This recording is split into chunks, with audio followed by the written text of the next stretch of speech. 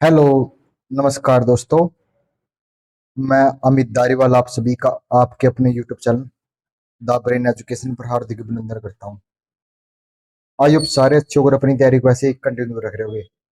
भाई जो भी बच्चा हरियाणा में लाइनमैन, एसए, जेई या डब्ल्यूपीओ की तैयारी कर रहा है या पंजाब पीएसपीसीएल की तैयारी कर रहा है, तो उसके लिए भाई आज हम बेसिक इलेक्ट्रिसिटी की मैराथन क्लास करेंगे। इस क्लास में हम लगभग बेसिक इलेक्ट्रिसिटी के 250 क्वेश्चन करेंगे।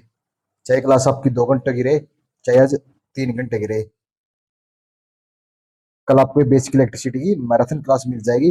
और रात के अभी 1 बजे हुए आपके लिए मैं क्लास रिकॉर्ड कर रहा हूँ।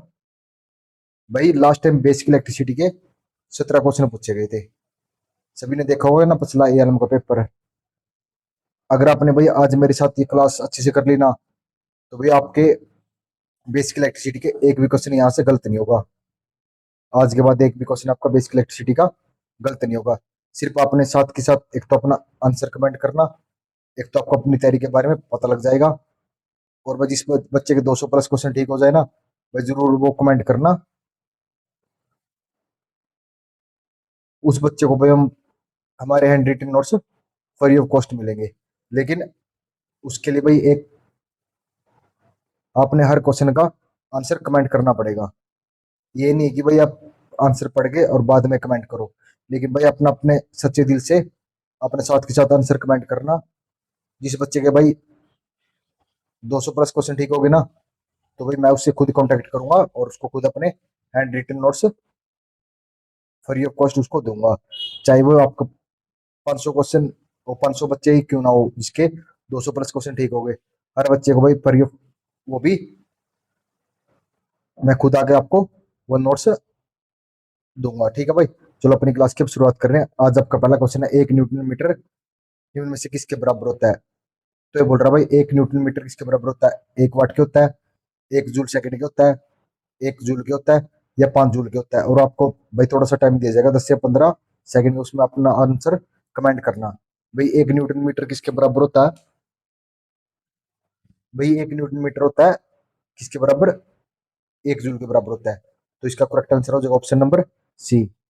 1 एचपी किसके बराबर होती है। तो 1 एचपी किसके बराबर होती है भाई, 736 वाट के, 735 के, 746 के, या 745 के।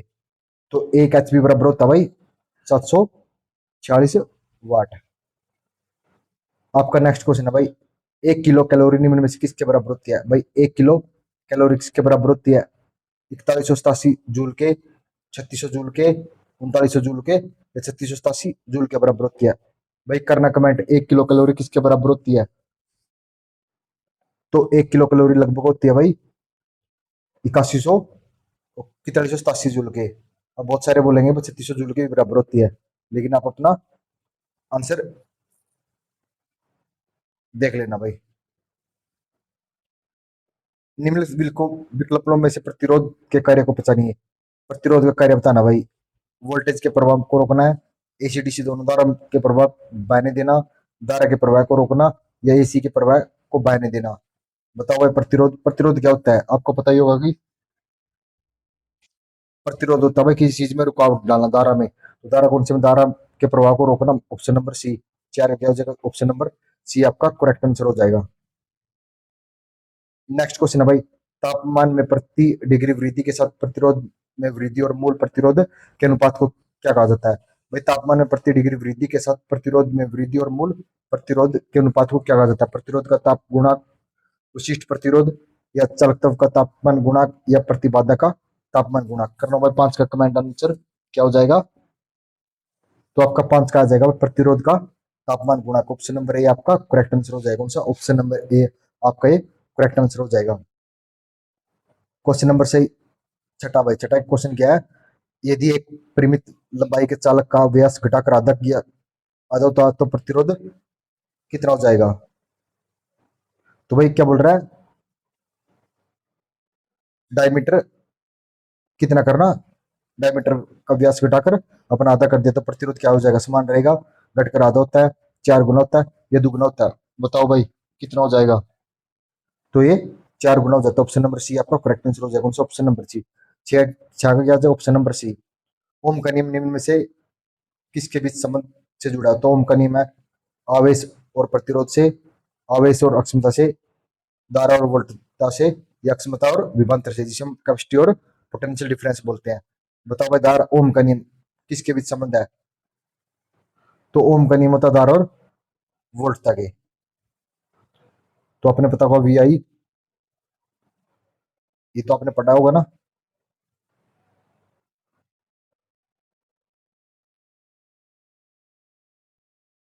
क्वेश्चन नंबर 8 है भाई, प्रतिरोधों के समांतर जोड़ों के सिरे पर विभवांतर होता है। तो प्रतिरोध के समांतर जोड़ों के सिरों पर विभवांतर समान रहता है, भिन्न रहता है, या प्रतिरोधों के मान पर निर्भर करता है, या प्रभावी प्रतिरोध पर निर्भर करता है। भाई करना कमेंट 8 का क्या हो जाएगा?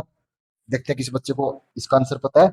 तो ये है भाई, प्रतिरोध के समांतर जोड़ों के सिरों पर विभवांतर हमेशा सेम रहता है। क्या रहता है? समान रहता है।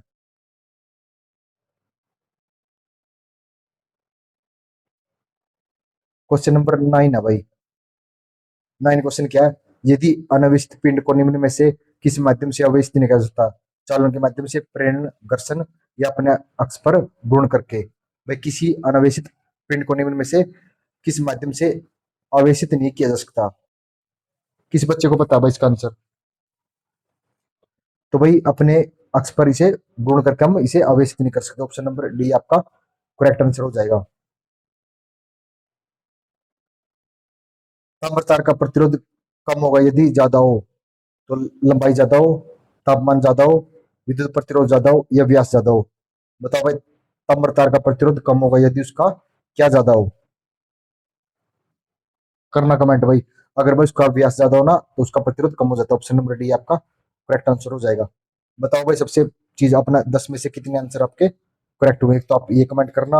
अगर आप भाई चाहते हो कि डेली एक चैप्टर की मैराथन क्लास हो, और वो भी ऑप्शन टाइप, तो आप भाई हमें जरूर कमेंट करना और ये बता देना कि नेक्स्ट चैप्टर आपने या टॉपिक कौन सा पढ़ना है। तो उसके हम मैराथन क्लास लेके आ जाएंगे, वो भी एमसीक्यू के रूप में।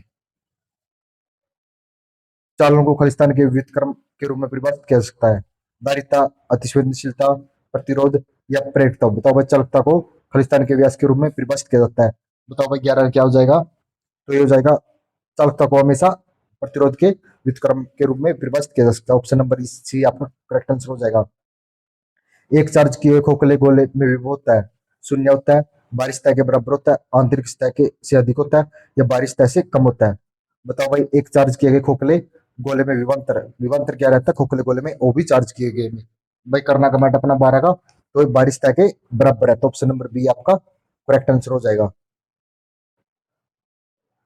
प्रतिरोध के तापमान में प्रति ओम प्रति डिग्री सेंटीग्रेड वृद्धि को कहते हैं। भाई प्रतिरोध के तापमान में प्रति ओम प्रति डिग्री सेंटीग्रेड वृद्धि को ऋणात्मक ताप गुणा, तापमान में अंतर, रेखीय गुणक, या धनात्मक तापमान गुणक कहते हैं। भाई करना कमेंट अपना आंसर। भाई प्रतिरोध के तापमान में प्रति ओम डिग्री सेंटीग्रेड वृद्धि को क्या कहते हैं? धनात्मक तापमान गुणा कहा जाता है। ऑप्शन नंबर डी आपका करेक्ट आंसर हो जाएगा। भाई एक सबसे मेन चीज अपना, अगर ये स्पीड आपको अच्छी लग रही है ना तो कमेंट कर देना, नेक्स्ट चैप्टर भी आपको इसी स्पीड से कवर कराया जाएगा। अगर आपने मेरे साथ 1 से 1.5 घंटा में हम 250 क्वेश्चनों का रिवीजन कर लेंगे।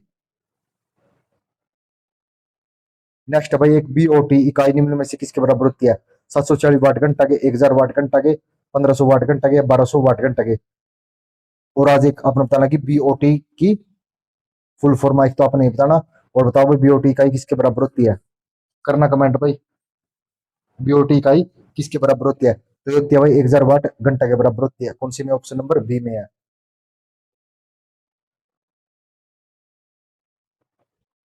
प्रचालन में अनुमत एक वोल्टेज वोल्ट तक कितनी है? 200 सॉरी 20 वाट की है।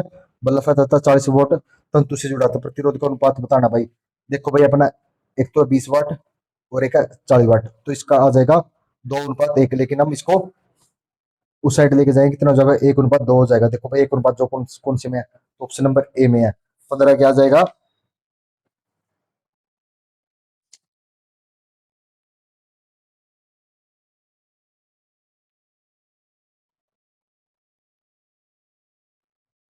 16 क्वेश्चन है भाई। ओम का नियम निम्न में से किस पर लागू होता है? तो ओम का नियम केवल डीसी परिपथ पर, केवल एसी परिपथ पर, एसी व डीसी दोनों पर, या गैर रेखीय परिपथों पर लागू होता है। बताओ भाई ओम का नियम मोस्ट इंपोर्टेंट क्वेश्चन है भाई। तो ओम का नियम हमेशा एसी व डीसी दोनों परिपथों पर ये लागू रहता है। ऑप्शन नंबर सी आपका करेक्ट आंसर हो जाएगा। विद्युत उदासीन परमाणुओं के बारे में इनमें से कौन सा कथन सत्य है? इनमें फोटोन और इलेक्ट्रॉन की संख्या बराबर रहती है। इनमें न्यूट्रॉन और इलेक्ट्रॉन की संख्या बराबर होती है। इनमें प्रोटॉन और इलेक्ट्रॉन की संख्या बराबर होती है। इनमें प्रोटॉन और न्यूट्रॉन की संख्या बराबर होती है। भाई मोस्ट इंपोर्टेंट क्वेश्चन है। विद्युत उदासीन परमाणुओं के इनमें से बताना है कि भाई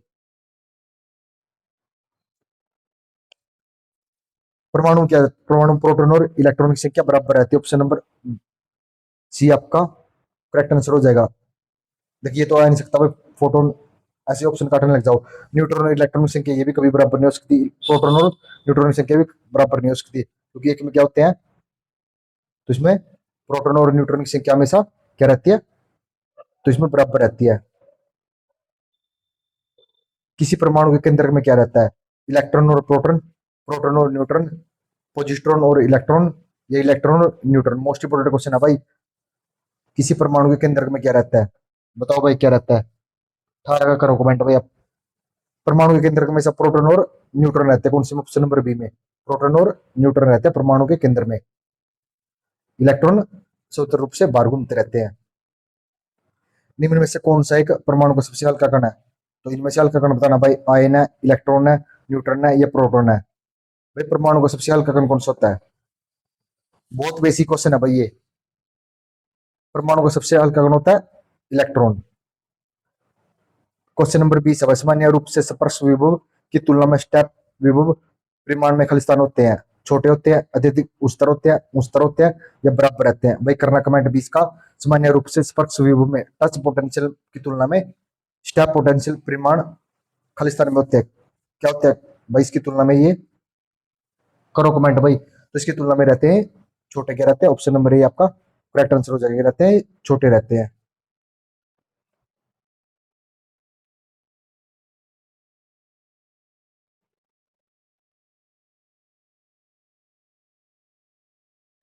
तो भाई हमारी एक पीडीएफ कंप्लीट हो चुकी है। अब दूसरी पीडीएफ का हम रिवीजन करते हैं। अब अपना साथ ही साथ आंसर जरूर कमेंट करना। भैया थोड़ी पीडीएफ थोड़ी सी ब्लर है, तो इसको आप सुनकर अपना कमेंट कर देना आंसर। क्वेश्चन नंबर आपका 21 है भाई। किसी कंडक्टर में खालिस्तान की वजह से इलेक्ट्रॉन करंट गुजरने पर उसमें उत्पन्न होती है। रिएक्टेंस से, इंपिडेंस से, कैपेसिटेंस से, या रेजिस्टेंस से, या इंडक्टेंस से? बताना भाई। किसी कंडक्टर में खालिस्तान की वजह से इलेक्ट्रॉन करंट गुजरने पर उसमें उत्पन्न होती है, किसकी वजह से होती है? भाई करो कमेंट अपना। 21 का आंसर अपना क्या हो जाएगा? तो आपका 21 का क्या हो जाएगा? किसी कंडक्टर में खालिस्तान की वजह से इलेक्ट्रॉन करंट गुजरने पर उसमें उत्पन्न होती है, किसकी वजह से होती है? तो ये होती है भाई रेजिस्टेंस की वजह से। ऑप्शन डी आपका करेक्ट आंसर हो जाएगा। अच्छा भाई नेक्स्ट क्वेश्चन है। किसी परिपथ में एक निष्क्रिय वाली वोल्टता में कमी खालिस्तान कहलाती है। विभवांतर कहलाती है, वोल्टतापात, आंतरिक प्रतिरोध, या टर्मिनल वोल्टेज? भाई किसी परिपथ में एक निष्क्रिय वाली वोल्टता में कमी खालिस्तान कहलाती है। क्या कहलाती है? तो ये कमी क्या कहलाती है? किसी बच्चे को बता भाई 22 का आंसर। तो ये कहलाती है भाई वोल्टतापात। ऑप्शन नंबर बी आपका करेक्ट आंसर हो जाएगा। अच्छा भाई ग्राफ दिया गया है, तो 21 का एक तरफा स्विच का, परिवर्तनीय संतंत्र का, परिवर्तनीय प्रतिरोध का, या फ्यूज का? बताओ भाई ये चिन्ह किसका है? बहुत इजी क्वेश्चन है। तो ये भाई परिवर्तनीय संतंत्र, जिसे हम वेरिएबल कैपेसिटर भी बोलते हैं। भाई अगर आप बच्चे कमेंट करोगे तो भाई मैं आपको एक क्लास में जितने भी सारे अपना आपके चिन्ह बनते हैं ना इलेक्ट्रिशियन के, तो सभी एक क्लास में आपको कवर करवा दूंगा, अगर आप बच्चे कमेंट करोगे तो भाई। तो एम्पियर किसकी अंतरराष्ट्रीय मात्रक प्रणाली एसआई इकाई है? तो एम्पियर किसकी है भाई? एसआई इकाई वोल्टता की, या धारा की, या शक्ति की, या ऊर्जा की होती है? बताओ भाई एसआई एम्पियर एसआई इकाई किसकी है? तो ये भाई धारा की। कई बार ऐसा पूछा जाता है कि भाई धारा की एसआई इकाई क्या है, तो वो एम्पियर। अपने इस तरफ से भी आपको इसको याद करके रखना पड़ेगा। एक दिए गए आकार के चालक के लिए तांबे की तुलना में एल्यूमिनियम की चालकता लगभग होती है 60%, 75, 55, या 45%? बताओ भाई दिए गए आकार के चालक के लिए तांबे की तुलना में एल्यूमिनियम की चालकता लगभग होती है, तो कितनी होती है भाई? तो ये होती है भाई 60%। कौन से में 60%? ऑप्शन ऑप्शन नंबर ए में है, तो इसका आ जाएगा 60%। ऑप्शन नंबर ए आपका करेक्ट आंसर हो जाएगा। यदि किसी विद्युत बल्ब में धारा 8% बढ़ जाती है तो उसकी सामर्थ्य में वृद्धि 16.64, 28%, 4% या 14%। भाई किसी विद्युत बल्ब में धारा कितनी बढ़ेगी? 8%। तो उसकी सामर्थ्य बतानी है भाई आपने, उसकी पावर में वृद्धि कितनी हो जाती है? तो हो जाती है भाई 8 दूनी 16, 16.64 लगभग, मतलब ये लगा लो आप, डबल हो जाती है। तो 8 का डबल क्या? 16। इसमें अकेला 16 नहीं देगा, 16.64 देगा, इसके आसपास क्या है? तो ये 16% ही बनता है। कौन सा आइंस्टाइन द्रव्यमान ऊर्जा समीकरण के रूप में सही है? तो ई बराबर एम वी डॉट सी है, ई बराबर M V dot C two है, ई बराबर M dot C two square है, ई बराबर एम सी स्केयर है। बहुत इजी क्वेश्चन है भाई, ये तो आपने कई बार देखा होगा ना, लिखा हुआ।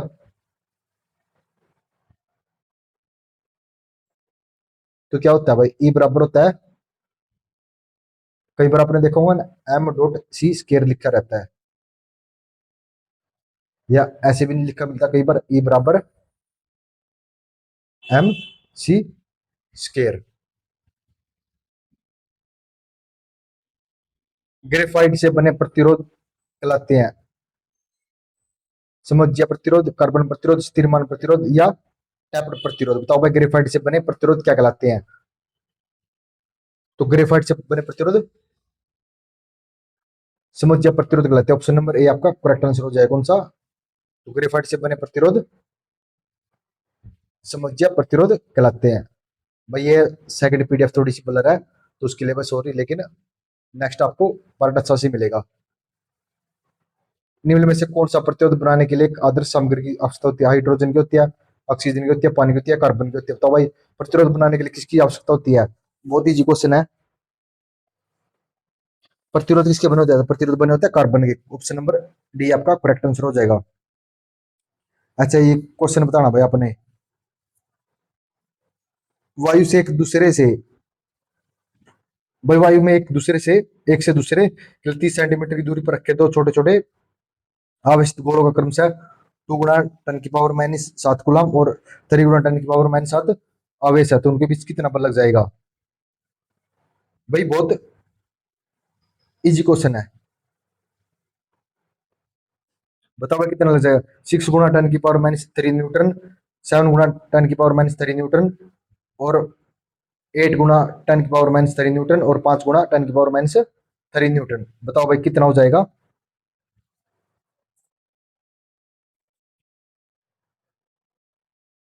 तो लगभग हो सकता है भाई ये 8 × 10⁻³ न्यूटन के। तो ये कौन से में है? तो ये ऑप्शन नंबर सी में, आपको ऑप्शन नंबर सी आपका करेक्ट आंसर हो जाएगा। कूलम्ब बल तथा गुरुत्वाकर्षण बल समान खालिस्तान पालन करते हैं? ओम के नियम का, एम्पियर के नियम का, व्युत्क्रम वर्ग के नियम का, या किरचॉफ के नियम का? तो कूलम्ब का नियम और गुरुत्वाकर्षण का नियम, मतलब किसका पालन करते हैं भाई? दोनों। तो दोनों पालन करते हैं, व्युत्क्रम वर्ग के नियम का पालन करते हैं। ऑप्शन नंबर क्या हो जाएगा? ओम कूलम्ब का नियम और गुरुत्वाकर्षण का नियम व्युत्क्रम वर्ग का नियम के पालन करते हैं। ऑप्शन नंबर सी आपका करेक्ट आंसर हो जाएगा। तो डायरेक्ट बताना भाई, आर बराबर, जिसमें धारा आई, वोल्टता वी और प्रतिरोध आर है, तो बताना भाई वी बराबर, बताना क्या हो जाता है? वी बराबर क्या हो सकता है? बहुत इजी क्वेश्चन है भाई, करो कमेंट भाई। तो वी बराबर होता है भाई आई आर के। कौन से में? ऑप्शन नंबर ए में, आपका ऑप्शन नंबर ए इसका करेक्ट आंसर हो जाएगा।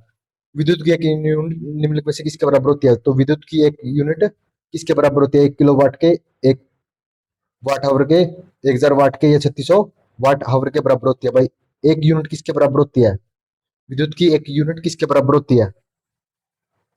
तो विद्युत की एक यूनिट होती है भाई 1 किलोवाट हावर के बराबर होती है, मतलब 1 किलोवाट घंटे के बराबर रहती है एक यूनिट।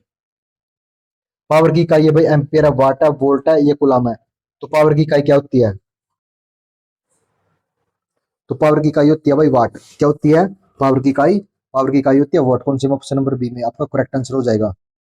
दो विद्युत संपर्कों के बीच स्पार्किंग घटाने के लिए निम्न में से निष्कर्ष करा जाता है? संपर्क स्पार्कों के साथ समांतर में कैपेसिटर, प्रत्येक संपर्क के साथ श्रेणी में कैपेसिटर, लाइन में प्रतिरोध, इनमें से कोई नहीं। बताओ भाई दो विद्युत स्पार्कों के बीच में स्पार्किंग घटाने के लिए, भाई कोई दो कनेक्शन उनके बीच स्पार्किंग घटाने के लिए हमें क्या करना चाहिए? सीधा बहुत इजी क्वेश्चन, तो भाई स्पर्को के साथ समांतर में हमने क्या जोड़ देना चाहिए, उसके साथ हमें समांतर में कैपेसिटर को दो जोड़ देना चाहिए।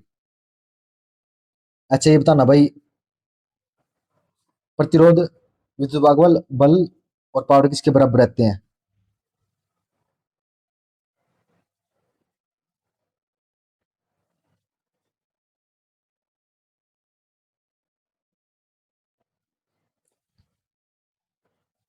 देखो भाई, प्रतिरोध, प्रतिरोध की इकाई क्या रहती है? तो प्रतिरोध की इकाई रहती है भाई ओम। तो पहले के क्या आ जाएगा, पहले का आ जाएगा 4। विद्युत प्रवाह, तो ये एम्पीयर में मापा जाता है। बल, बल को हमेशा हम न्यूटन में मापते हैं। और पावर को, पावर को किस में मापते हैं? तो पावर को मापते हैं हम वाट में। तो इसका क्या जाएगा, ऑप्शन नंबर बी आप इसका करेक्ट आंसर हो जाएगा। धारा प्रवाह स्थापित करने के लिए न्यूनतम आवश्यकता होती है। तो धारा प्रवाह स्थापित करने के लिए वोल्ट स्रोत, चालक, अचालक और एमीटर की, वोल्ट स्रोत और चालक की, वोल्ट स्रोत, स्विच और प्रतिरोध की, वोल्ट स्रोत, स्विच व फ्यूज की। धारा प्रवाह स्थापित करने के लिए किसकी आवश्यकता रहती है? तो धारा का प्रवाह स्थापित करने के लिए वोल्ट स्रोत और चालक की आवश्यकता रहती है। ऑप्शन नंबर बी आपका करेक्ट आंसर हो जाएगा। आवर्ती खलिस्तान अनुपात क्या है? प्रेरक के, प्रतिघात के, प्रतिरोध के, धारिता के या प्रवेश्यता के? बताओ भाई, आवृत्ति किसके बराबर रहती है? फ्रीक्वेंसी बताना भाई किसके बराबर रहती है? फ्रीक्वेंसी हमेशा किसके बराबर रहती है? फ्रीक्वेंसी हमेशा इंडक्टिव रिएक्टेंस के बराबर रहती है। कौन सी? ऑप्शन नंबर ए, प्रेरकीय प्रतिघात के बराबर क्या रहती है? फ्रीक्वेंसी रहती है। विद्युत धारा प्रवाह के लिए तैयार किया गया बंद एवं पूर्ण मार्ग कहलाता है। विद्युत धारा प्रवाह के लिए तैयार किया गया बंद एवं पूर्ण मार्ग कहलाता है। सप्लाई, बंद, खुला, परिपथ। बताओ विद्युत धारा प्रवाह के लिए तैयार किया गया मार्ग क्या कहलाता है? तो वो परिपथ कहलाता है। ऑप्शन नंबर डी आपका करेक्ट आंसर हो जाएगा। कौन सा? Option number D.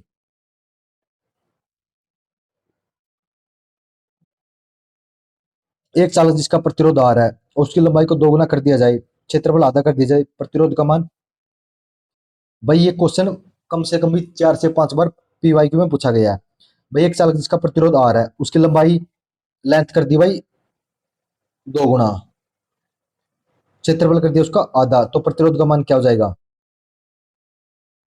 तो प्रतिरोध का मान 4 ओम हो जाता है भाई। कौन सी? ऑप्शन नंबर बी में है। तो ये क्वेश्चन तो आप अच्छे से भाई नोट ही कर लो। किसी परिमित दूरी द्वारा पृथक दो आवेश जिसमें वृद्धि करते हैं। भाई किसी परिमित दूरी के द्वारा पृथक दो आवेश है ना, उसमें वृद्धि करते हैं। प्रतिकर्षण बल में, विद्युत वाहक बल में, विद्युत क्षेत्र में या चुंबकीय क्षेत्र में। बताओ भाई किसी परिमित दूरी के द्वारा पृथक दो आवेश किस में वृद्धि करते हैं? तो पृथक आवेश किस में वृद्धि करते हैं भाई? और वो भी दो, प्रतिकर्षण बल में, विद्युत वाहक बल में, विद्युत क्षेत्र में या चुंबकीय क्षेत्र में। बताओ भाई किस में करते हैं? तो ये करते हैं भाई विद्युत क्षेत्र में। ऑप्शन नंबर सी आपका करेक्ट आंसर हो जाएगा। भाई अगर आप बोलोगे तो भाई डेली के हम 50 क्वेश्चन भी कर देंगे। बहुत सारे बच्चे बोल देंगे सर क्लास लंबी होगी, वो होगी। अगर आप बोलोगे भाई डेली के 50 क्वेश्चन, तो आपको मैं डेली के एमसीक्यू और पीवाईक्यू आपको डेली के 50 क्वेश्चन भी करवा दूंगा। किसी पदार्थ की सापेक्ष विद्युतशीलता सदैव खालिस्तान से बड़ी रहती है। 0 से 0.5 से 1 से या 4 से। किसी पदार्थ की सापेक्ष विद्युतशीलता सदैव किससे बड़ी रहती है? भाई करना कमेंट 42 का क्या हो जाएगा? तो वह किसी पदार्थ की सापेक्ष विद्युतशीलता सदैव 1 से बड़ी रहती है। ऑप्शन नंबर सी आपका करेक्ट आंसर हो जाएगा। निम्न में से किसमें ऋणात्मक तापमान गुणक नहीं होता? एल्यूमिनियम में, रबड़ में, अभ्रक में या कागज में? ऋणात्मक तापमान गुणक किस में नहीं होता भाई? करना कमेंट भाई अपना आंसर 43 का। तो एल्यूमिनियम का तापमान गुणक हमेशा पॉजिटिव रहता है, ऋणात्मक कभी भी नहीं रहता। ऑप्शन नंबर ए आपका करेक्ट आंसर हो जाएगा। यदि 220 वोल्ट निर्धारित हीटर 110 वोल्ट की आपूर्ति से जुड़ा है, तो उसके द्वारा उत्पादित ऊष्मा खालिस्तान होगी, आधी हो जाएगी, एक चौथाई, दोगुनी या समान? बताओ भाई 220 वोल्ट निर्धारित हीटर 110 वोल्ट की आपूर्ति से जोड़ा गया। भाई उसकी मतलब वोल्ट तत्व है उसकी 220। अगर हम उसको 110 की सप्लाई से जोड़ देंगे ना, तो उसमें उसमें क्या रह जाएगी? तो भाई वो एक चौथाई रह जाती है। कितनी? वो एक चौथाई। ऑप्शन नंबर बी आपका करेक्ट आंसर हो जाएगा। निम्न में से कौन सी विद्युत शक्ति की इकाई एक इकाई है। विद्युत शक्ति की इकाई बताना भाई, वाट है, वोल्ट है, प्रतिरोध है, एम्पियर है। तो विद्युत शक्ति की इकाई क्या रहती है? बहुत इजी क्वेश्चन है भाई। तो विद्युत शक्ति की इकाई हमेशा क्या रहती है? वाट में रहती है। ऑप्शन नंबर ए आपका करेक्ट आंसर हो जाएगा। क्या हो जाएगा? ऑप्शन नंबर ए आपका करेक्ट आंसर हो जाएगा।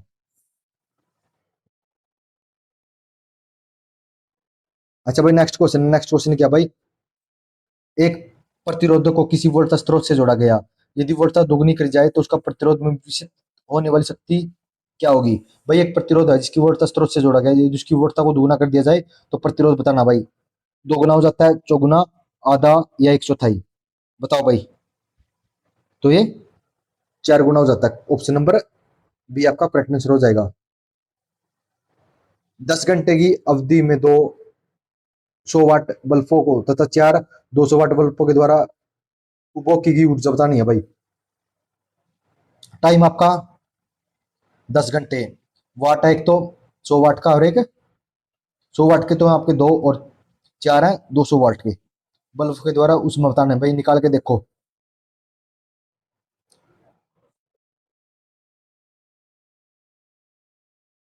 अगर हम इसको निकालेंगे ना भाई, जैसे ये हो गया 200/10, और एक ये हो गया 400 गुणा 4/10। अगर हम इसको निकालेंगे ना, अग्नि को एक साथ ले जाएंगे तो इसका आंसर आ जाएगा 10 किलो वाट आवर। इसका आंसर हो जाएगा। तो कौन से में ऑप्शन नंबर डी इसका करेक्ट आंसर हो जाएगा।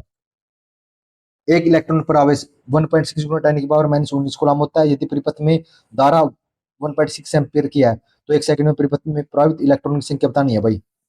आवेश कितना होता है इलेक्ट्रॉन का? 1.6 गुना 10⁻19 कूलम। बताओ भाई 48 का क्या हो जाएगा? तो ये जाएगा भाई 10 की पावर सॉरी 10 की पावर पॉजिटिव का 19 हो जाता है। क्योंकि हम कैलकुलेशन करेंगे ना, तो इनसे कटकर तो क्या रह जाता है? 10 की पावर 19 गुलाम रह जाता है। बहुत सारे बोलेंगे सर माइनस है। अगर माइनस को हम इस साइड लेके आएंगे ना, तो क्या हो जाता है वो? तो पॉजिटिव का हो जाता है। ईएमएफ आवश्यक है इलेक्ट्रॉन्स का प्लान रोकने के लिए, असंतुलित परमाणु से इलेक्ट्रॉन को पृथक रखने के लिए, चालकता को प्रतिरोध में प्रवृत्त करने के लिए, या इलेक्ट्रॉन को गतिमान करने के लिए। तो भाई इलेक्ट्रॉन्स सॉरी ईएमएफ जिसे हम विद्युत वाहक भी बोलते हैं, क्यों आवश्यक है? तो ये है भाई इलेक्ट्रॉन को गतिमान करने के लिए, इलेक्ट्रॉन में गति प्राप्त करने के लिए किसकी जरूरत पड़ती है? तो ईएमएफ की जरूरत पड़ती है। मानक तापमान और दाब खालिस्तान होता है। बताओ भाई मानक तापमान कितना रहता है? तापमान तो आपको पता ही होगा कितना रहता है हमेशा, 273 कैलोरी। कौन से में? ये दो में है ऑप्शन में, इसमें भी 273 है, इसमें भी 273 है। लेकिन दावा में से क्या रहता है? एक एटीएम रहता है। तो कौन सी में ऑप्शन नंबर बी आपका करेक्ट आंसर हो जाएगा। एक चालक में 1 एम्पीयर की धारा प्रवाहित होती है तो प्रति सेकंड इलेक्ट्रॉन का प्रभाव हो जाएगा। भाई 1 एम्पीयर धारा प्रवाहित होती है चालक में। बताओ भाई क्या हो जाएगा इसका? तो रहता है 6.25 गुना 10 की power 18 electron. Option number B आपका करेक्ट आंसर हो जाएगा। धारा की उपस्थिति का ज्ञान होता है चमकने से, उत्पन्न प्रभावों से, विद्युत झटके से, या चटकने की अवधि से। धारा की उपस्थिति का मान, तो धारा हमेशा को हम कैसे ज्ञान कर सकते हैं भाई? धारा का हमें कैसे पता लगता है कि इसमें धारा है? तो सीधी सी बात है भाई, उसमें उत्पन्न प्रभावों की वजह से हम पता कर सकते हैं ना कि इसमें धारा है। जैसे कि हम फॉर एग्जाम्पल अगर हम बल्ब को जगाएंगे ना, तभी पता लगेगा इसमें धारा है या नहीं। अगर बल्ब चमकेगा तो उसमें कुछ उत्पन्न होगा ना, तभी पता लग जाता है ना। चार समान 6 वोल्ट लैंप को जो श्रृंखला में है और 24 वोल्ट डीसी से लगा है, यदि उनमें से एक लैंप आंतरिक हो जाता है, मतलब एक लैंप शॉर्ट सर्किट हो गया है ना, तो बताना भाई कोई लैंप ग्लो नहीं करेगा, मतलब जलेगा नहीं। केवल 3 लैंप ग्लो करेंगे, सभी लैंप फ्यूज हो जाएंगे, या दूसरा लैंप या लैंप खराब हो जाएगा। बताओ भाई अगर एक श्रृंखला में बोल रहा है, अगर श्रृंखला में एक भी लैंप खराब हो गया ना, तो क्या हो जाता है? बताओ भाई। तो श्रृंखला में अगर एक भी लैंप खराब हो गया ना, तो कोई भी लैंप ग्लो नहीं करेगा, मतलब कोई भी लैंप नहीं जलेगा। विद्युत सामग्री के उस गुण को क्या कहते हैं जिसके कारण उसमें से धारा प्रभावित होती है? उसे हम प्रेरकत्व कहते हैं, अग्रगामिता कहते हैं, चालकता कहते हैं, या प्रतिरोध कहते हैं? बताओ भाई 54 का। तो उसको हम क्या कहते हैं? विद्युत सामग्री के उस गुण को क्या कहते हैं जिसके कारण उसमें धारा या करंट प्रभावित होता है? उसको हम कहते हैं अच्छा लगता है। ऑप्शन नंबर सी आपका करेक्ट आंसर हो जाएगा।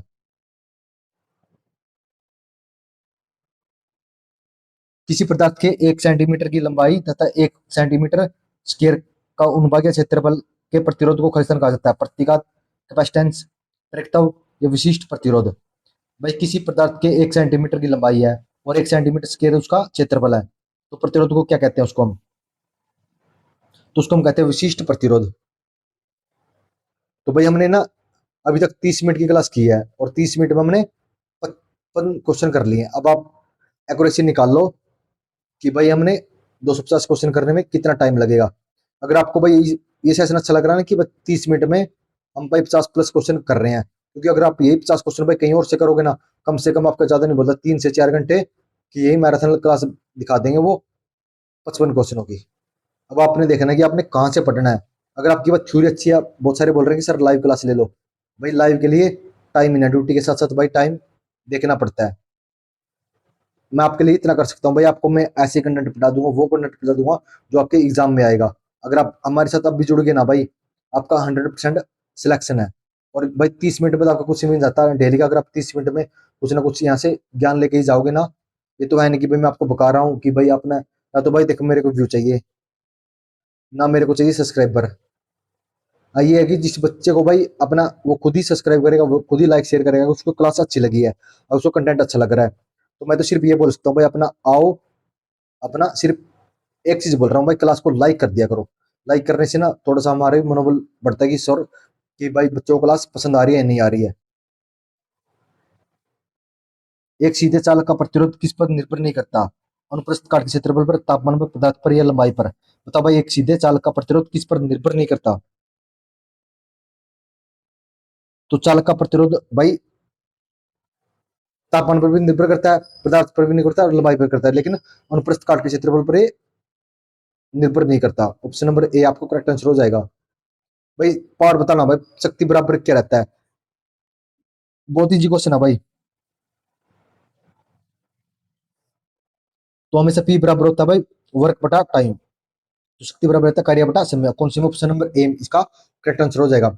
ओम के नियम के अनुसार विद्युत धारा किसके अनुक्रमानुपाती होती है? ओम के नियम के अनुसार विद्युत धारा किसके अनुक्रमानुपाती होती है? प्रतिरोध तथा वोल्टता के, प्रतिरोध के, वोल्टेज के या आवृत्ति के? बताओ भाई, ओम के नियम के अनुसार विद्युत धारा किसके अनुक्रमानुपाती होती है? प्रतिरोध तथा वोल्टेज के, प्रतिरोध के, वोल्टेज के या आवृत्ति के? बताओ भाई, ओम के नियम के अनुसार विद्युत धारा हमेशा वोल्टेज के अनुक्रमानुपाती रहती है। ऑप्शन नंबर सी आपका करेक्ट आंसर हो जाएगा। छोटे आकार वृत्त बनाने के लिए निम्न में से कौन सा कंपास प्रयोग किया जाता है? बो का किया जाता है, ड्रॉप का किया जाता है, बीम का या ओवल का? भाई छोटे आकार के वृत्त बनाने के लिए हम किसका प्रयोग करते हैं? भाई कौन से कंपास का प्रयोग करते हैं जिसे हम छोटे आकार के वृत्त बनाने हो? तो उसके लिए हम करते हैं भाई ड्रॉप का। किसका? ड्रॉप का, सॉरी, किसका प्रयोग करते हैं हम? ड्रॉप का। अगर हम छोटे आकार के वृत्त बनाए उसके हम ड्रॉप का प्रयोग करते हैं। सामग्री जिसका प्रतिरोध गुणांक शून्य है, शून्य किसका रहता है? मैग्नीशियम का, पोर्सिलिन का, कार्बन का या एल्यूमिनियम का? तो शून्य में से किसका रहता है भाई? भाई प्रतिरोध गुणांक शून्य तापमान किसका रहता है? तो ये रहता है हमेशा मैग्नीन का। ऑप्शन नंबर ए आपका करेक्ट आंसर हो जाएगा। तो भाई हमने ना हमारी 3 पीडीएफ को कंप्लीट कर दिया, जिसमें हम एक पीडीएफ में 20 क्वेश्चन को कवर कर रहे हैं। अब हम चौथी पीडीएफ के बारे में की साइड चलते हैं। अगर आपको बस सेशन अच्छा लगा, लाइक शेयर जरूर कमेंट करना। और जिस भी बच्चे को पीडीएफ चाहिए ना, तो उसके लिए आप एक तो या तो दाबरेन एजुकेशन टेलीग्राम ज्वाइन कर लेना, या आप सीधा कमेंट कर देना कि सर पीडीएफ, मैं आपको लिंक दे दूंगा, आप वहां से पीडीएफ डाउनलोड कर सकते हो। तो भाई सॉरी मेरे बच्चों, मेरे छोटे मोटे भाई, भाई आपका एक पीडीएफ का पार्ट नहीं मिल रहा जो कि 61 से लेके 80 तक था, तो उसकी वजह से भाई हम नेक्स्ट पार्ट भी नहीं कर सकते। तो आज आपके लिए सिर्फ ये 60 क्वेश्चन ही रहेंगे। भाई कल वो पीडीएफ दोबारा, या तो दोबारा से पीपीटी तैयार कर लेंगे उन क्वेश्चनों की, या हम दोबारा लैपटॉप वगैरह में ढूंढ लेंगे। लैपटॉप कहाँ पे? भाई लैपटॉप रखा है ऑप्स में, शायद वो पीडीएफ लैपटॉप में रह गई हो, तो फोन में वो पीडीएफ नहीं मिली, या आईपैड में मिलेगी, आईपैड भी भाई ऑप्स में ही रखा है। तो कल को भाई ये कंप्लीट हम क्लास कर लेंगे। सिर्फ आज अपना ये बता देना, या तो आपने ऐसे 50 क्वेश्चन करने हैं या आपने लंबी क्लास करनी है, वो आप आज कमेंट कर देना और हमें बता देना।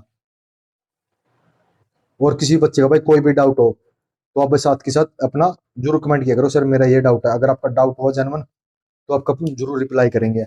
मिलते हैं नेक्स्ट वीडियो में जल्दी ही। जय हिंद, जय भारत।